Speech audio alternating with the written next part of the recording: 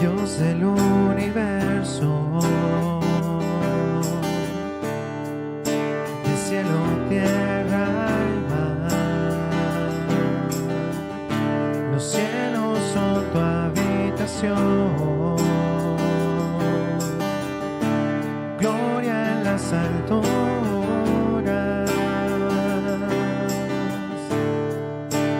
Dios del universo, de cielo, tierra y mar. Los cielos son tu habitación, gloria en las alturas. Dios de gloria por la eternidad. Eres santo, santo. Los cielos cuentan de tu majestad. Eres santo,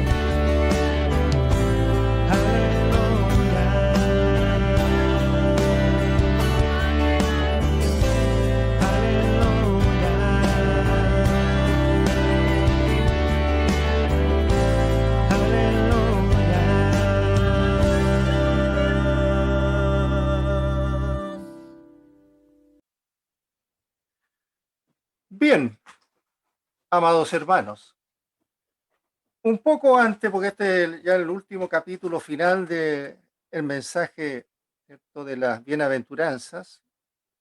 Así que el Señor, un poco antes, en el 13 y 14, había estado hablando de la puerta ancha y la puerta angosta. Estaba hablando cuál debíamos abrir, le decía a sus discípulos, a sus apóstoles, a los que estaban escuchando, le estaba diciendo, bueno, hay que abrir una puerta angosta, ¿m?, o abrir la puerta ancha, que es la espaciosa para el mundo. Y luego, a contar ya de este versículo 15, da una voz de alerta al Señor. El mensaje que he titulado hoy día es el riesgo de los falsos maestros. El riesgo. Una palabra, el riesgo es, en el fondo, la probabilidad de que el evento ocurra por las consecuencias o la severidad que puede tener para nosotros. Ese es el riesgo. La probabilidad que me ocurra que yo caiga en falsas doctrinas y la severidad que esto puede tener para mi vida, que puede ser hasta la muerte espiritual, la apostasía. Así que el Señor le dice, guardaos, le dice, guardaos de los falsos profetas, que vienen a vosotros con, ¿cierto?, que vienen a vosotros con vestidos de oveja, pero que por dentro son lobos rapaces. La palabra entonces de nuestro Señor Jesucristo es una exhortación. Nos dice ser cuidadosos, a estar en guardia, porque la influencia maligna de quienes no viven lo que predican.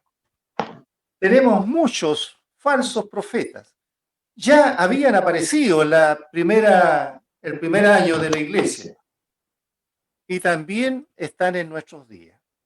Así que la expresión de esta verdad la encontramos ¿dónde? En el Salmo 1:1. Bienaventurado el varón que no anduvo, dice, en consejo de malos. Feliz el varón o la mujer que no anduvo en consejo de malos, ni estuvo en camino de pecadores, dice, ni en silla de escarnecedores se ha sentado. Así que lo que hace el salmista es contraponer la maldad en el camino del pecador con el éxito del hombre de palabra. Jesús confronta el árbol bueno con el árbol malo. ¿Y qué obtenemos? Un fruto. Y ese fruto es gracias a la sabiduría que hemos podido emplear nosotros. Así que debemos guardarnos de las malas influencias. Y la prudencia debe distinguir siempre la vida de la iglesia de Jesucristo. Hay peligros que acechan la integridad de la iglesia y acechan la salud espiritual de la iglesia. Martín Lutero en una ocasión dijo, ahí donde Dios edifica una iglesia, el diablo construye al lado una capilla. Una advertencia, una luz de alerta. Jesús advierte a sus discípulos a fin de que vivamos en un estado constante de alerta, atento a falsos profetas, a falsos maestros, a falsos enseñadores. Así que las eventualidades de la iglesia del primer siglo dieron amplia razón a estas palabras de Jesús. Lo que empezaron ya a vivir, inclusive en el tiempo de Juan, dieron entonces mucha razón a lo que el Señor Jesús estaba advirtiendo. Y fueron guía para estos discípulos y para estos apóstoles en su caminar evangélico durante los siguientes siglos. Una y otra vez los discípulos tuvieron que salir al paso. ¿Para qué? Porque habían aparecido herejías, alteraban la enseñanza de las Escrituras. Habían maestros que entregaban falso testimonio para la iglesia acerca de la persona y la obra de nuestro Señor Jesucristo. Muchos de ellos que afirmaban que no era suficiente el sacrificio para ser salvo o que no había sido real su humanidad. O sea, que no alcanzaba el sacrificio de Cristo para salvar a los hombres. Que la venida del Señor Jesucristo humanamente no había existido. Ni su dolor, ni su sacrificio, ni el sudor de su muerte. Esta advertencia que dice guardados de nuestro Señor nos permite sacar dos enseñanzas muy concretas de fondo. ¿Qué nos ayuda a este guardados? Nos ayuda a discernir, o sea, en la madurez espiritual, para examinar la salud e integridad de nuestras creencias, al confrontarlo con el estilo de vida que asumimos. ¿Estamos siguiendo el estilo de vida que nuestro Señor Jesucristo quiere y nos dice en su palabra? Y segundo, es un consejo sabio a fin de estar avisado de falsos maestros, cuya espectacularidad en la palabra o en obra ha de ser confrontada con su integridad de vida. Y es consejo sabio. ¿Por qué? Porque fue un consejo dado por el propio Señor Jesucristo en sus evangelios. No obstante, al leer los acontecimientos de nuestro presente, que hoy vivimos, no podemos menos que reconocer que es palabra para los días de hoy. Dada la explosión de sectas, grupos y movimientos religiosos que se basan su labor en lo atractivo de palabras engañosas. Así que pasa a ser entonces necesario que en todo momento sepamos que la sabiduría que ha de normar nuestras vidas y que ha de guiarnos en el discernimiento espiritual sea dos cosas, el amor y la justicia. Esas son las palabras que deben guiar nuestra vida, el amor y la justicia, como forma o conductas de vivir. Ahí en Mateo 7:15, decíamos, nos dice, guardado de los falsos profetas, que vienen a vosotros, ¿cierto?, con vestidos de oveja, pero por dentro son lobos rapaces. El guardado es cuidado. Cuídense. Jesús dice esto a sus apóstoles, en ese momento, a sus discípulos y a otros hombres que eran inspirados. Habla acerca de los falsos profetas y es una advertencia también para los días nuestros. ¿Dónde más encontramos este guardado? En Mateo 10:17. Dice, y guardaos de los hombres, porque os entregarán a los concilios, y en su sinagoga os azotarán. En Mateo 16:6 también lo encontramos. Y Jesús les dijo, mirad, guardaos de la levadura de los fariseos y de los saduceos, que era la doctrina que ellos enseñaban. También lo encontramos en Lucas 12:15. Y les dijo, mirad, y guardaos de toda avaricia, porque la vida del hombre no consiste en la abundancia de los bienes que posee. También lo encontramos en Filipenses 3:2. Guardaos de los perros, guardaos de los malos obreros, guardaos de las multitudes de los mutiladores del cuerpo. También lo encontramos en Marcos 10:16. He aquí, ya yo os envío como ovejas en medio de lobo. Sed pues prudente como serpiente y sencillo como paloma. Y en el Proverbio 22:3 dice, el avisado ve el mal y se esconde, mas los simples pasan y reciben el daño. Todo lo bueno, queridos hermanos, queridos oyentes, es falsificado por Satanás. ¿Qué ofrece este enemigo? La misma mercancía, pero a un precio razonable y cómodo, ventajoso para uno, en cómodas cuotas. ¿Quiénes eran en la mente de Jesús estos falsos profetas? Primero, los doctores de la ley, los fariseos, los jefes de los sacerdotes, los cuales, semejantes a sus antecesores, arrastraban al pueblo a la ruina, a los judíos. Pero el Señor va más allá de su tiempo. Sabía que en su iglesia también se levantarían falsos maestros, pretendiendo hablar en nombre de Dios. Sin embargo, no siempre es fácil distinguir el error de la verdad. No es fácil, hermano. Por eso Jesús nos da una señal, por la que podemos entonces reconocer a los falsos profetas, por sus frutos. Con esto no debemos entender solamente la doctrina que predican, sino también la vida que llevan y no necesariamente que sean hombres impíos o inmorales, pues saben disfrazarse con ropajes de oveja, cuando por dentro son lobos rapaces, aunque acaban descubriéndose y si esto no se hace pronto, pueden llegar a destruir todo el rebaño. Primeramente, el falso profeta va disfrazado con vestidos de oveja. Por eso fue ya claro en el tiempo de Israel. Fue claro en el tiempo de Israel. Ahí en Ezequiel 22, 26, 27. Ya sus sacerdotes violaban la ley y contaminaban, ¿cierto?, los santuarios. Entre lo santo y lo profano no hicieron diferencia, ni distinguieron entre lo inmundo y lo limpio. Ya en el antiguo Israel vimos esto. Ahora también en la iglesia primitiva lo podemos ver en el Hechos 20, 28 y 30. Por tanto, dice, mirad por vosotros y por todo el rebaño en que el Espíritu Santo os ha puesto por obispo, para apacentar la iglesia del Señor, la cual él ganó por su propia sangre. Porque yo sé que después de mi partida entrarán en medio de vosotros lobos rapaces, que no perdonarán al rebaño, y de vosotros mismos se levantarán hombres que hablarán cosas perversas para arrastrar tras sí a los discípulos. El creyente, amados hermanos, que posee cierto discernimiento espiritual, puede detectar a un hereje. Si alguien se pone a predicar dudando acerca de la existencia de Dios, negando la divinidad de Cristo o los milagros que realizó, inmediatamente lo identificaremos como hereje o falso predicador. ¿No es así? Pero esto es fácil. Fácil, nos podemos dar cuenta si sabemos y conocemos de la palabra.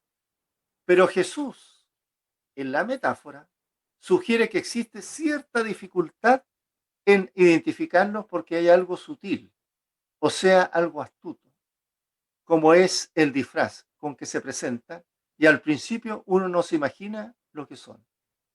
Ahí en segunda de Pedro 2, 1 al 3, Pedro, el apóstol, nos advierte, dice, pero hubo también falsos profetas entre el pueblo, como habrá entre vosotros, dice, falsos maestros, que introducirán encubiertamente, o sea, engañosamente, herejías, apostasías, destructoras, y aún negarán al Señor que los rescató, atrayendo sobre sí mismo destrucción repentina.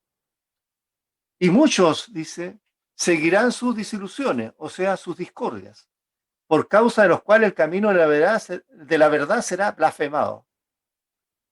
Y por avaricia harán mercancía de vosotros, con palabras fingidas. Sobre tales, sobre los tales ya de largo tiempo, la condenación no se tarda y su perdición no se duerme. Pero los lobos rapaces no pueden arrastrar tras sí a los discípulos a menos que los discípulos lo permitan. Él no puede tener un auditorio si la gente no se lo permite. Van a tener siempre seguidores porque la gente se los permite. Por eso Jesús dice, cuídense. Ahí en segunda de Corintios 11, 13 al 15, porque estos son falsos apóstoles, obreros fraudulentos que se disfrazan como apóstoles de Cristo. Y no os maraville, porque el mismo Satanás se disfraza como ángel de luz. Así que no es extraño si también sus ministros se disfrazan como ministros de justicia, cuyo fin será conforme a sus obras. ¿Qué denuncia más fuerte de los falsos maestros? Por eso también se expresaba en 2 Corintios 2:11 esa inquietud, 11:3. Pero temo que, como la serpiente con astucia engañó a Eva, vuestros sentidos sean de alguna manera extraviados de la sincera fidelidad a Cristo. El falso profeta es uno que viene a nosotros con aspecto agradable. Aparenta ser muy cristiano y parece que lo que dice está muy bien. En general, su enseñanza es correcta. Utiliza términos que cualquier maestro cristiano emplea. Habla acerca de Dios, de Jesucristo, de la cruz, enfatiza el amor de Dios, pero claro, va disfrazado y supuestamente su vida debe corresponder con lo que dice. O sea, su vida tiene que ser tal como aquel que predica. En cierta ocasión, un predicador dio un impresionante sermón sobre el mandamiento: no cometerás adulterio, con tanto impacto que alguien se sintió compungido y confesó que había adulterado. Al tiempo después, ese pastor tuvo que dejar el ministerio porque se descubrió que había sido infiel a su esposa. Por sus frutos los conoceréis. Era pastor, predicaba, enseñaba, pero él no vivía lo que enseñaba. Los falsos maestros son descubiertos no tan solo por la falsedad de sus enseñanzas, sino más bien porque no dicen, es decir, porque ocultan lo que está en su mente. Y que un día, indudablemente, lo que su mente piensa va a entrar en una evidencia. ¿Y dónde lo vamos a conocer ese fruto? En su conducta, en su estilo de vida, en sus verdaderos principios que están ocultos. Hay otros profetas que predican muy suaves, por lo general. Es decir, su mensaje no incluye enseñanza de la puerta estrecha ni el camino angosto, en general. No dice nada que pueda ofender al hombre natural. Prefiere estar en bien con la congregación. Agrada a todo el mundo. Va con vestido de oveja. Es atractivo, es agradable el mensaje. Presenta un mensaje bonito, confortable y consolador. Pero no es la verdad. Agrada a todos los que lo escuchan y todos hablan bien de él. Nunca lo persiguen por su enseñanza, ni siquiera lo critican con rigor. Predica un evangelio en que se entra al reino por la puerta ancha y se camina por el campo espacioso sin ningún tropiezo de la cruz. Cuando decimos esto, debemos recordar lo que hacían falsos profetas en el Antiguo Testamento, los cuales cada vez que aparecía un verdadero profeta, como Jeremías, siempre dudaban de él y le resistían o lo acusaban o lo ridiculizaban. Por eso Jeremías 6:14 dice: Juan, la herida de la hija de mi pueblo, con liviandad diciendo: paz, paz, y no hay paz. Este era un mensaje muy consolador y atractivo, pero era falso. ¿Cómo se ve esto en la práctica? Porque su mensaje no hay doctrina, habla en forma general. El falso profeta predica mensajes en que no menciona nunca la santidad, ni la justicia, ni la ira de Dios. No es que no crea en esas verdades. La cuestión es que no habla nunca de ella porque solo menciona el amor de Dios y olvida el resto de los atributos divinos. Otra doctrina de la que no predican es el juicio final y el destino eterno de los condenados al infierno, porque a la gente no les gusta oír eso. Estas cosas porque son agresivas, les molesta. Por tanto, evitan que esto se pueda predicar. Otra doctrina en la que predica es esta: en el evangelio es falso del profeta no hay espacio para anunciar condición pecadora del ser humano, su incapacidad para obtener salvación por sí mismo. Como consecuencia, la obra de la cruz queda minimizada, pequeña, y no llama al pecador al arrepentimiento y a la fe. Y el tercer manera que podemos detectar estos falsos profetas, como dice ahí en Mateo 7:16, por sus frutos los conoceréis. ¿Acaso se recogen uva de los espinos o higo de los abrojos? Así, todo buen árbol da buenos frutos, pero el árbol malo da frutos malos. No puede el buen árbol dar malos frutos y el árbol malo dar buenos frutos. Todo árbol que no da buen fruto es cortado y echado en el fuego. Así que por sus frutos los conoceréis. Después de hacer esta afirmación de guardados, Jesús relata una metáfora del árbol bueno y el árbol malo. Sabemos por Génesis 1:11 que todo produce y se reproduce según su género. Así es que todo, en todo caso, si el árbol es bueno o si es malo. Así lo sabemos. Es decir, cada árbol produce el fruto correspondiente a su propia naturaleza. De lo que se desprende que ser cristiano es algo que está en la esencia misma de la personalidad y no de apariencias superficiales con respecto a la creencia y a la vida. Es algo que nace de nuestro interior. Alguien puede predicar y dar forma adecuada. Puede parecer que vive correctamente y a pesar de ello, según Cristo, puede ser un falso profeta. Puede tener apariencia de vida cristiana sin ser cristiano. Se cuenta la historia de aquel ministro que mientras predicaba el sermón iba haciendo mella en él, lo que él predicaba. Estaba trabajando en él. Y allí en el púlpito se convirtió el Señor. Al darse cuenta, la congregación salió a la calle gritando, el pastor se ha convertido. Predicó muchos años sin ser salvo. Por eso el Señor nos avisa que ser cristiano significa un cambio en la vida nuestra y en la naturaleza misma del ser humano. Conocí muchas de estas historias reales aquí mismo en Chile. Gente que predicó por años, hermanos que creyeron ser hijos, murieron y nunca recibieron al Señor como Señor y Salvador, porque el pastor tampoco era hijo del Señor, aquí mismo en Chile. El cristianismo bíblico es único, porque se preocupa sobre todo del estado del corazón del hombre. En la Biblia, el corazón no es el centro de las emociones, sino el centro de la personalidad. Por eso en Mateo 12, 33 al 37 dice, hacer el árbol bueno y su fruto bueno, o hacer el árbol malo y su fruto malo, porque por el fruto se conoce el árbol.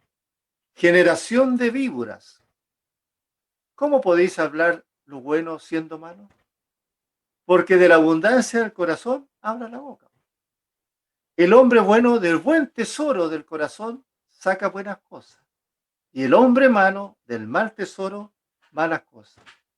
Mas, dijo el Señor Jesús, yo os digo que de toda palabra ociosa que hablen los hombres, de ella darán cuenta el día del juicio. Porque por tus palabras serás justificado o por tus palabras serás condenado. En este mensaje, lo que el Señor subraya es la naturaleza del árbol. En otra parte del sermón y del Evangelio, Jesús señala qué es lo que contamina al hombre. En Mateo 15, 18 y 20, el Señor dice, pero lo que sale de la boca, del corazón sale. Y esto contamina al hombre, porque del corazón salen los malos pensamientos, los homicidios, los adulterios, las fornicaciones, los hurtos, los falsos testimonios, las blasfemias. Estas son las cosas que contaminan al hombre. Y sigue más adelante. No es lo externo, queridos hermanos ni oyentes, sino lo que sale de dentro, del interior, de la mente del hombre. Por lo tanto, lo que hay en el corazón siempre acabará por manifestarse. Siempre va a haber evidencia que lo van a revelar como usted es, como usted piensa. Ya sea en creencia, enseñanza o en doctrina, como en la vida misma que usted tiene. Lo que uno piensa es lo que viene a ser, porque actuamos como pensamos. No importa el cuidado que se tenga en algún momento, se va a descubrir, porque no se obtienen uva de los espinos ni uva de abrojos. Quizás el falso profeta puede engañar durante un tiempo, aparentando lo que no es, pero no durará mucho tiempo en su engaño. El apóstol Pedro hace una radiografía de los tales tomando como modelo a Balaán, un profeta falso.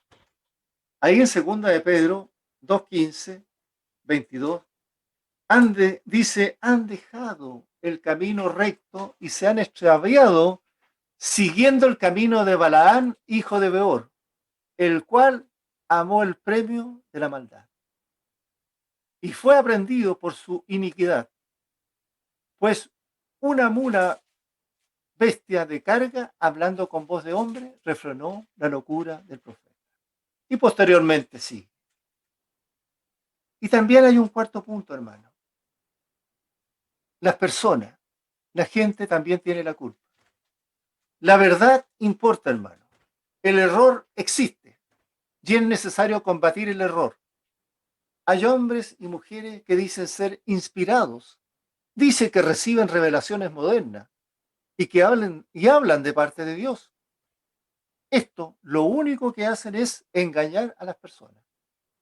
Son los peores enemigos, los peores que son peores que los ladrones o los homicidas, porque no roban dinero, no roban autos, roban almas al Señor. Por eso el Señor decía, guardaos, cuidado. Los profetas falsos no pueden hacer nada sin tener seguidores.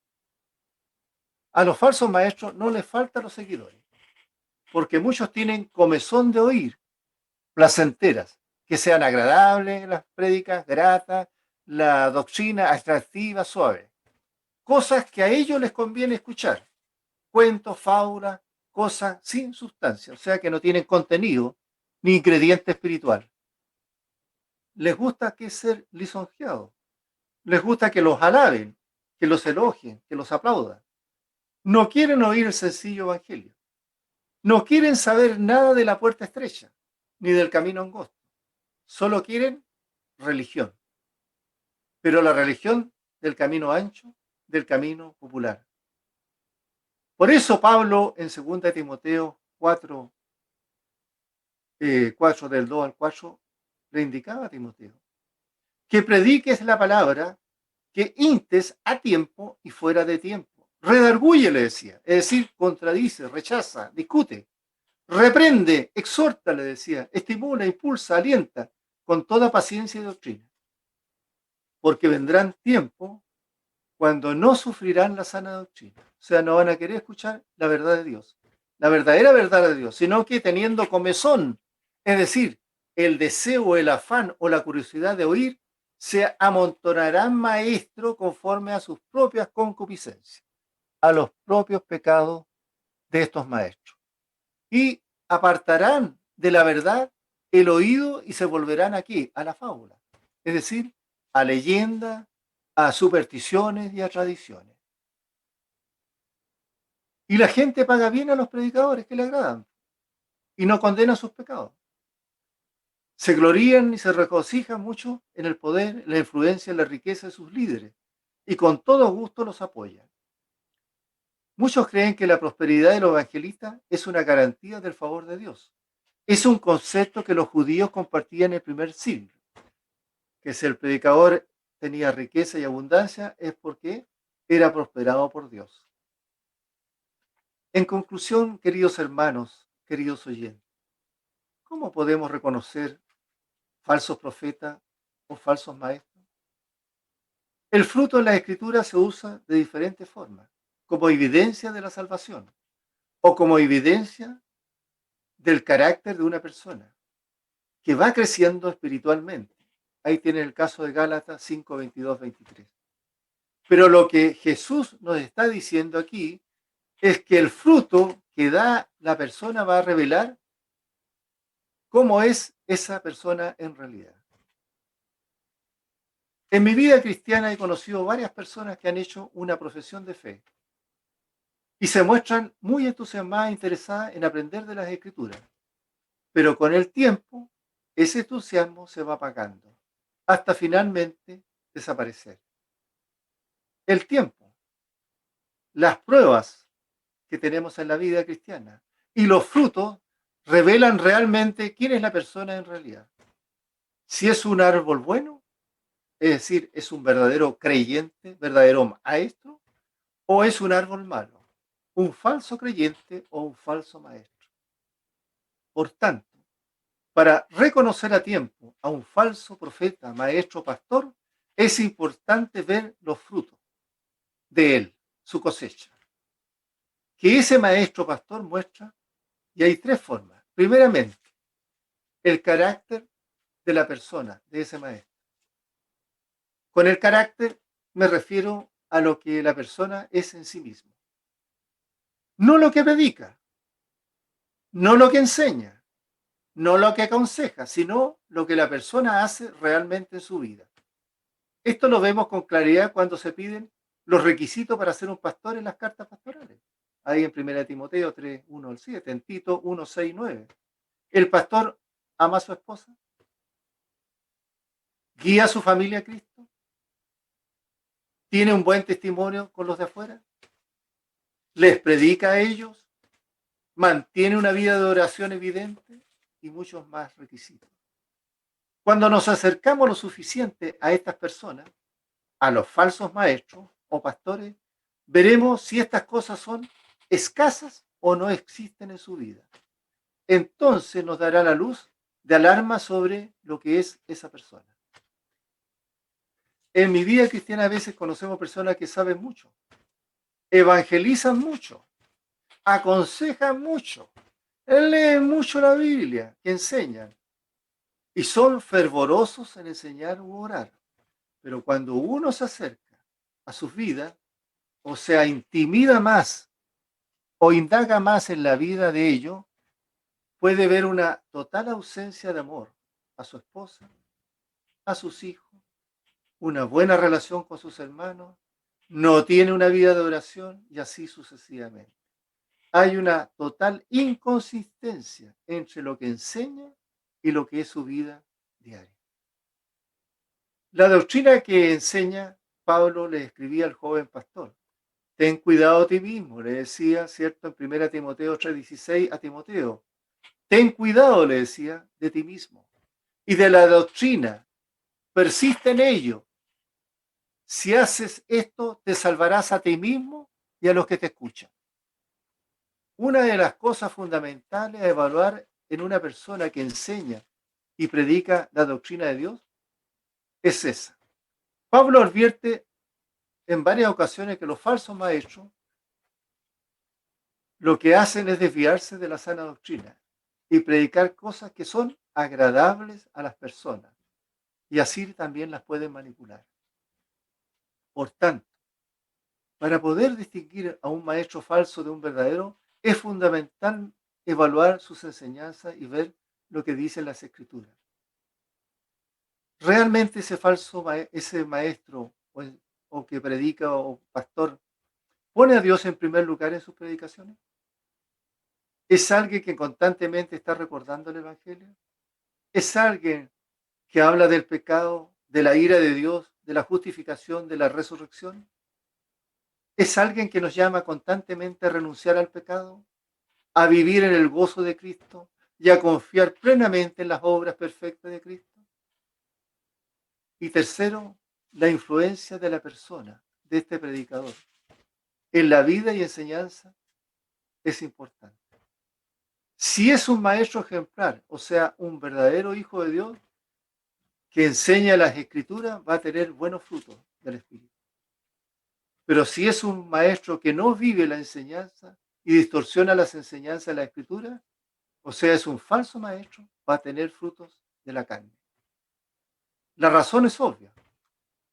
Lo que sembramos, cosechamos. Por tanto, aquellos que enseñan la verdadera doctrina y viven de forma correcta delante de Dios, van a tener una influencia positiva sobre el creyente. Así que tú ves en aquel maestro un ejemplo de piedad, de fe.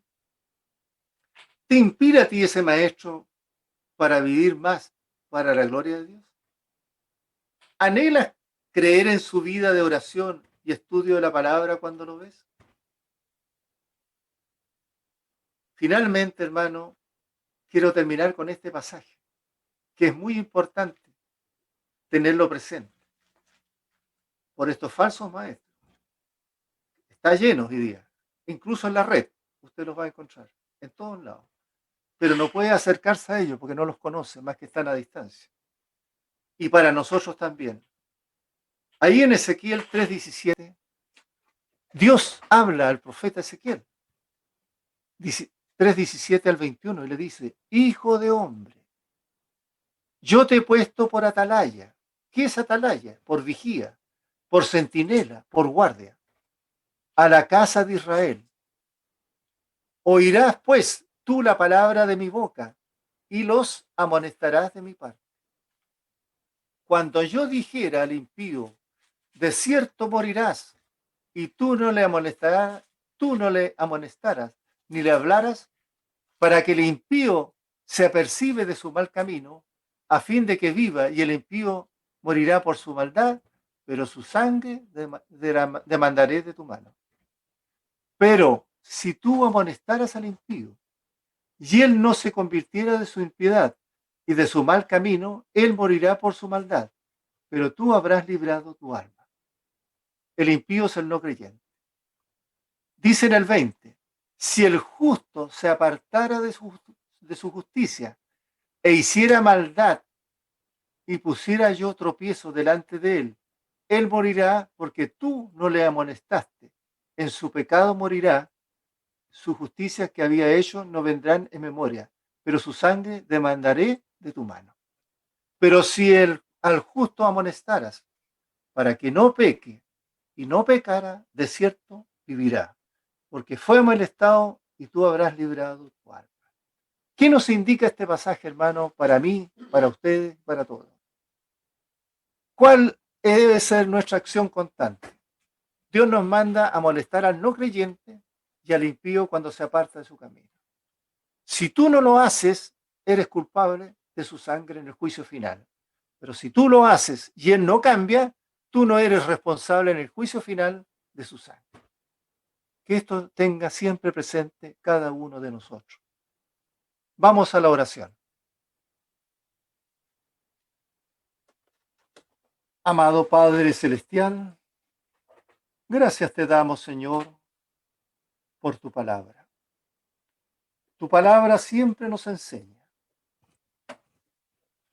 siempre nos está advirtiendo de cómo debe ser nuestra prudencia en el caminar día tras día en la vida cristiana.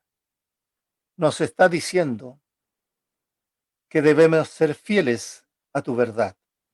Cada día que pasa, más debemos aprender y aplicar en nuestra vida tu verdad que está en el Evangelio, tu palabra. Ayúdanos en ese caminar, ayúdanos cada día a que la luz ilumine nuestros pasos, para no tropezar, para no caer, para no resbalar. Ayúdanos a ser fieles a ti, Señor. Ayúdanos a madurar y a crecer en tus mensajes, Señor, en tu verdad. Y Padre, oro también por aquel que no te conoce, para que pueda llegar a los pies tuyos, Señor, y te pueda recibir como el Señor y Salvador de su vida. Por eso, Padre, gracias te damos, porque tú has dejado esta bendita palabra para que sea lámpara en nuestros pies y lumbrera en nuestro camino. Así podemos seguir siempre el camino correcto. Cuando ingresamos en la puerta angosta y en el camino angosto, abrimos esa puerta y entramos. Sabemos que tenemos que pagar un precio, pero lo hacemos con gusto. Lo hacemos por la gratitud de aquel sacrificio que tú hiciste en la cruz por todos nosotros, Señor. Y ahora, Padre, también pedimos tu bendición, tu protección cada día, Señor. Día y noche, acuérdate de nosotros, guárdanos y protégenos de la maldad de este mundo, Señor. Pone paz y gozo en nuestro corazón, a pesar de las dificultades, de las pruebas, de las aflicciones, de lo que pueda venir. Señor, pone ese gozo que solamente tú puedes dar y tus verdaderos hijos pueden alcanzar. Ayúdanos, Señor, a ser más fuertes. Sabemos que tú eres nuestro castillo, tú eres la roca que nos fortalece. Tú eres el que en los momentos difíciles estás ahí para socorrernos. Ayúdanos siempre, Señor. Mis amados hermanos, que el Señor te bendiga y te guarde. Que el Señor haga resplandecer su rostro sobre ti y tenga de ti misericordia. Que el Señor alce sobre ti su rostro y ponga en ti la paz. Y que el Señor te guarde día y noche y no seas tocado ni por el enemigo, ni por sus huestes, ni por el hombre malo, ni por el hombre impío. Gracias te damos, Señor. Pedimos todas estas cosas en ese nombre, que es sobre todo nombre, en el cual un día se doblará toda rodilla de lo que está en los cielos, en la tierra y debajo de la tierra. En ese bendito y maravilloso nombre de nuestro Señor Jesucristo, pedimos todas estas cosas. Amén, amén y amén.